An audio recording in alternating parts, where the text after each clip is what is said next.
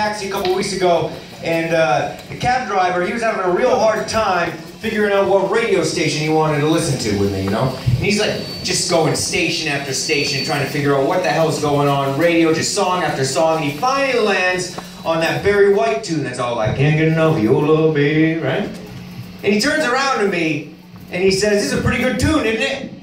I said, it is a pretty good tune. He says, sure is. But all when it's just two guys in the car, and then he changed the station on me.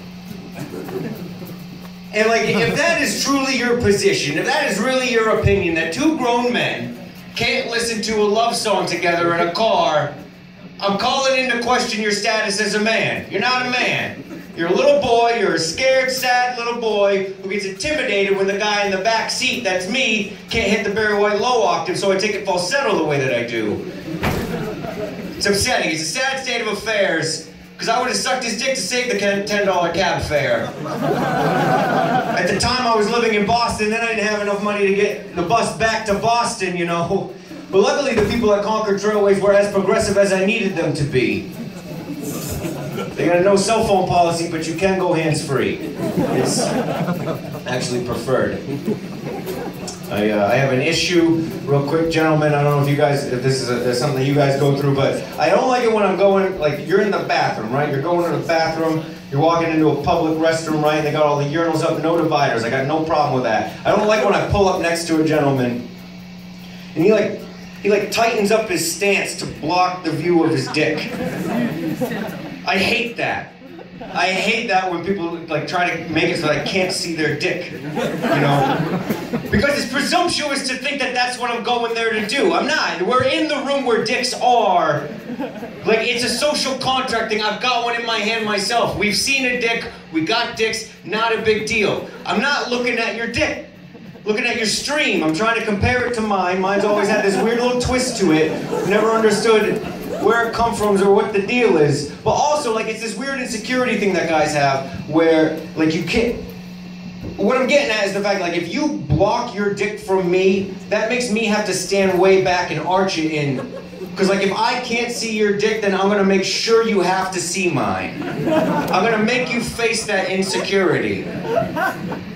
I was telling this joke once at a show, and right after the show, I went to the bathroom, and it's like a notoriously small bathroom. It's just stall, or rather, it's urinal, sink, stall. It's very tiny, like fucking 5 by 5, tiny room. And I went in, it was totally empty. I hauled up to a urinal, and then a gentleman who did not hear me telling these jokes came in, and he went directly to the stall. And then a third gentleman came in who did hear the jokes upstairs. And he pulls up next to me. And then he's like, oh, do I have to stand way back here? And we're just like joking around, talking about our dicks. It's funny. And then the voice comes over from the stall. And it says, hey, fairies, quiet down. I don't need to hear you talking about looking at each other's dicks. And I said, I knew that you would have a problem with that the moment you chose the stall instead of the empty urinal next to me. And he said, you'll see my... He said, you'll see my dick when I'm cramming it down your ass. I said, how would I see that? He says, keep talking, sweetheart. I don't have a problem going back to jail. And then he mushed me in the face as he walked out the door. But I win in that scenario. I'm the winner because I was able to make him so uncomfortable, make him face his insecurity so much that he felt the need to get physical with me.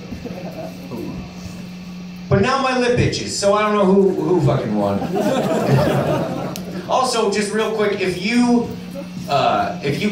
can't pee next to somebody, you absolutely have a problem going back to jail. That's all right. Guys, this is cool. It's 10-year anniversary, 10-year show, which is sick. Give that up. That's a very. I started doing stand-up. I've known these dudes for a very long time, and I started doing stand-up because I watched the things that they do, and it's very inspiring to think that you can you can just have this idea in your brain, and it can take you all over the world. You can do amazing fucking things. And I think that's very inspiring to me, and it helped me to do the things that I want to do. So I think that's really important that you guys, whatever it is, 10 years is a huge deal, and I don't know what the last thing you did for 10 years was, but if you don't have something in your mind, start tomorrow, and then think about it 10 years later. Cruel Hand is fucking sick. I love these dudes. They've gone through more member changes in the last 10 years than